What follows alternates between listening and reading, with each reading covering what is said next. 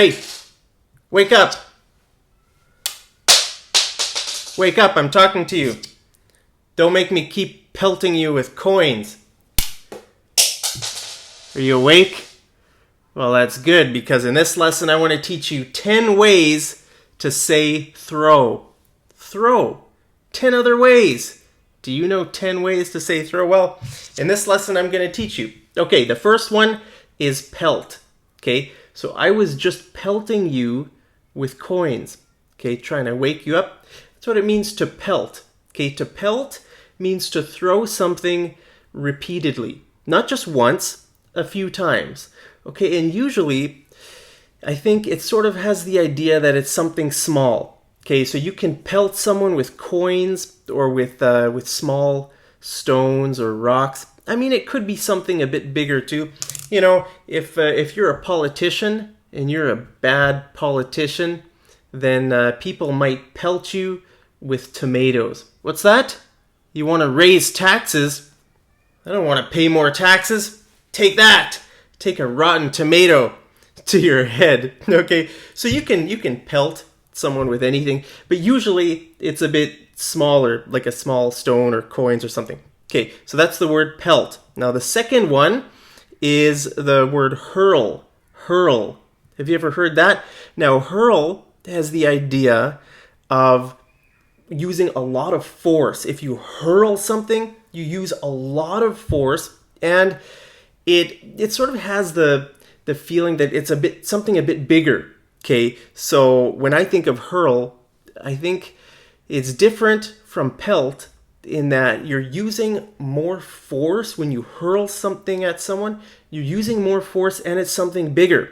You know, you could hurl like a big snowball. You know, if it's a small snowball and you're pelting someone, yeah, then you could use the word pelt. But if you take one big snowball and hurl it at someone, you know, then I think the word hurl would be better. Now, with hurl, it doesn't need to be continuous, right? You could just be once. You could hurl something at someone one time. Whereas with the word pelt, it has the idea that it's sort of a repeated thing. Okay, now the third one is toss. Toss. Now, this has the idea of just throwing something lightly. Here, I'll toss you this coin. There, I just tossed you the coin. Hey, can you toss me a pen? I'm looking for my pen. I lost my pen. Can you toss me a pen? You can just say, yeah, here you go. You just toss it, right? It's just something lightly, then sort of just casual. It's sort of in a casual way if you toss something. Now, another word that's almost exactly the same is the word chuck. Chuck. But chuck is more informal. You know, I don't think you would hear the word chuck in a formal situation. Hey, chuck me a pen. You know, or if if we're sitting near each other, I could say, hey, can you chuck me an apple? Hey, can you chuck me an apple? Or if you're in the kitchen and I'm here, hey, can you chuck me an apple? Right? If you're actually sitting here and I want you to give me an apple, then I would say, can you hand me an apple?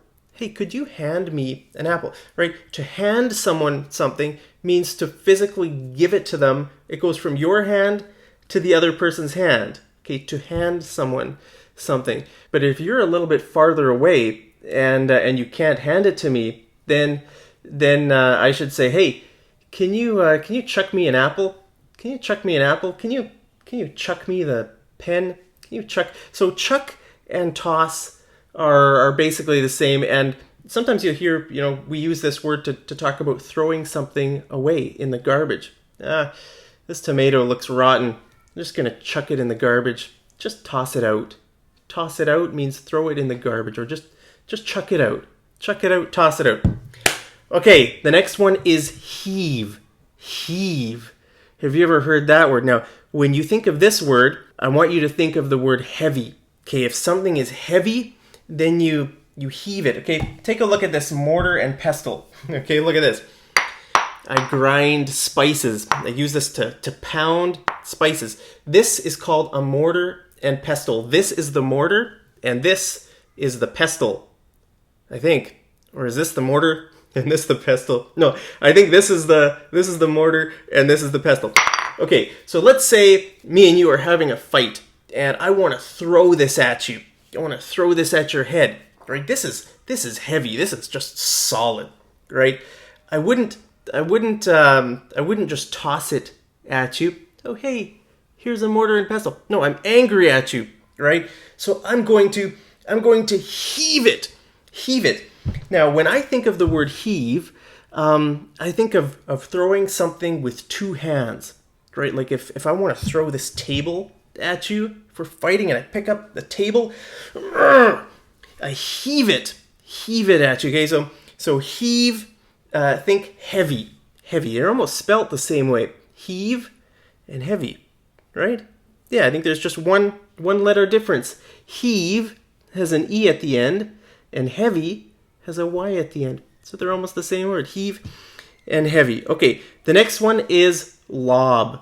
Lob. Have you ever heard that? Now, lob means to throw something, and it goes in an arc. Okay, it goes like this, up and down. Okay, so it forms an arc, like it goes in an, you know what an arc is, right? An arc is that. That's an arc, not an arch, but the word arch and arc are almost the same, right? So an arc. So that's what it means to lob. If you play a kind of baseball called slow pitch is a kind of baseball where you don't pitch, you don't throw the ball fast and straight, you lob it. You throw it up and then it comes down near the batter and then the batter hits it. Okay, so that's called a lob. And actually that's the name of a shot in tennis. Do you like watching tennis? Okay, in tennis, usually people are hitting the ball back and forth. But if your opponent is right at the net, you can't hit it straight at him because it's going to be easy for him to get it, right? So instead, what a lot of tennis players do in that situation is they lob it. They lob it. The idea is to put it over their opponent's head and into the back of the court. So they get a point, right? So very often in tennis, you see people doing lobs. That means to hit the ball up high and then to come down on the other side of the opponent. Okay, the next one is fling. To fling something. Have you heard that? To fling something. Now, when I hear the word fling, I think of throwing something fast and using your wrist. Okay, so you don't throw it like that. You're sort of just flinging it. To fling something, right? Like if you get home from work, you might take off your hat and just sort of fling it onto the couch. To fling, right? You're sort of using your wrist, right? So I think I don't know if that's the official, explanation of the word fling. I'm just giving you what I think of when I hear these words. Sometimes the difference between two words is really subtle, and it's just a feeling that you get, right? So I'm just trying to tell you the feeling I get when I hear these words, because sometimes you might not know which word of these to use, but there are some small differences, and I just want you to pay attention to the small differences. Okay, so fling, I would say it uses your wrist. Now another word that's very similar is to sling. Hey, it sounds like fling and sling. They're similar, except I would say with fling, you're using your wrist. With sling, you're using your whole arm. Okay, actually, the word sling is the name for an ancient weapon, right? Do you remember the story of David and Goliath? David killed the giant Goliath using a sling. It's sort of like a slingshot, You know what a slingshot is? A slingshot is something you pull it back and you fire a stone at someone. Well, a sling is different. It's something that you go like this, and I don't know. I've never used a sling. I don't know how slings work, but it's some kind of a weapon like a slingshot where you fire stones at someone. Now, a sling is also the name for something you use if you break your arm. If you ever break your arm, you sort of tie a cloth around your arm and just sort of keep it safe, keep it from moving around. That's called a sling. Okay, so a sling can be a weapon, or it can be something to sort of help your arm get better if you break your arm. Okay, the next word is cast. Cast. You could say, I'm going to cast water on the fire. Imagine if there's a fire somewhere, you get some water and you cast water on the fire. Now, usually we use the word cast in sort of a more figurative way, not like a literal meaning to throw. For example, you might hear someone say, cast your worries aside. If you're really worried, someone might tell you, cast your worries aside. That means just relax, throw your worries away, right? Cast your worries aside. Or, hey, do you like Harry Potter? Okay, Harry Potter uses a magic wand to cast a spell. Okay, so cast a spell is sort of like you're throwing a spell on someone, right? Not literally, but it sort of has this sort of a more figurative meaning, right? If you cast your worries aside, or if you cast a spell, you're not really throwing something physical. You're throwing something emotional or spiritual or something, okay? Now, the word cast is also important for fishing. If you love fishing, you'll hear the word cast a lot because that's what you do. That's how you fish. You cast the fish hook into the water, right? You cast it and then you reel it in. Reel it in. Cast, reel it in. Cast. You just do that over and over again if you're a fisherman. Okay, the next one is fire. To fire something. Now, remember when I was talking about the slingshot, I used the word fire. Think about a gun, right? When you fire a gun, the bullet is moving really fast. So when you hear the word fire, think about something moving really fast. If I fire this tomato at your head, then I'm throwing it really fast to fire something. Now, actually, we could also use the word rifle. Rifle. A rifle is a kind of gun. Okay, so if you rifle something at someone, if I rifle this tomato at your head, then I'm throwing it really fast. Okay, so you can say fire it at you, or I could say I'm going to fire it at you. I'm going to rifle it at you. I could also say I'm going to whip. I'm going to whip it. Whip. You know what a whip is? A whip is another sort of an ancient weapon used to beat people. Okay, a whip. The whip moves really fast, right? So if I say I'm gonna whip this, actually with the word whip, I think it sort of has the idea of wrist as well. So, you sort of have to pay attention to the subtle differences, to sort of the subtle meanings of these words. So those are the 10 meanings I wanted to teach you in this lesson. And I want to say, you will hear these words a lot when you watch English movies, or if you listen to native English speakers talking with each other, you'll hear these different ways to say throw. And when you hear the word, I want you to pay careful attention to the situation.